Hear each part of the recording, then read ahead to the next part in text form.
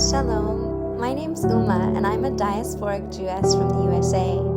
For the last 4 months, my fiance from Nigeria and my 6-year-old and I have been wandering East Africa, looking for a sense of home, a sense of exploration and adventure in this beautiful world that Hashem has created. Jews are no strangers to wandering, and in fact, the history of the Jewish people is threaded through and through with stories of wandering, of Jews going out and coming back in, of being forced into exile, of freeing ourselves from slavery and wandering the wilderness to return home to our indigenous homeland of Israel.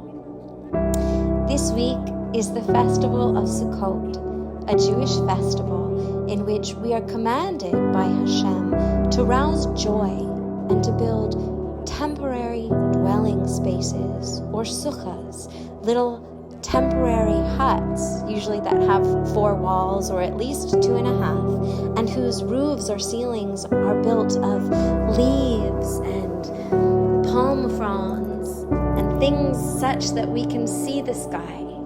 That if we sit inside our temporary dwelling and it rains, we get wet. That at night, if we look up, we can see the stars.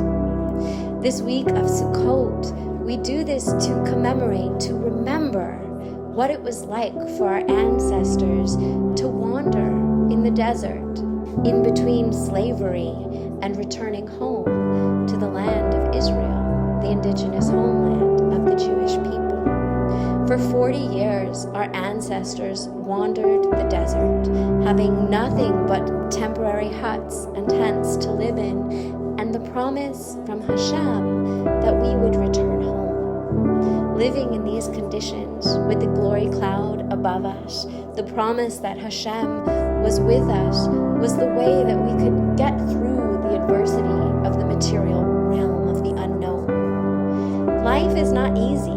Being a human being is not easy. The physical and material realm are difficult, and sometimes we'd like to concretize and put a shell, to have things be permanent and everlasting, to hoard and keep things ours as they are, a home, safety on our backs. But during the festival of Sukkot, we are reminded that everything in the world is temporary.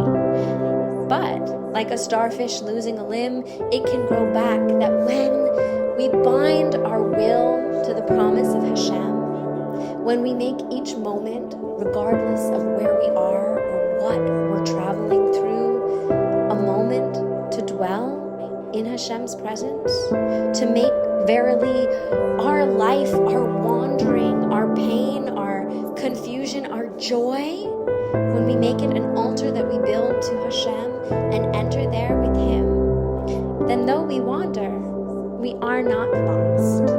And though we wander, and though we may have housing insecurity or food insecurity or insecurity in our relationships or all the other insecurities that human beings have, Sukkot is a time to remember that if we sit and we are still, we are in God's presence, and that He has made a promise to the Jewish people to bring us home, and that these temporary dwellings are just that.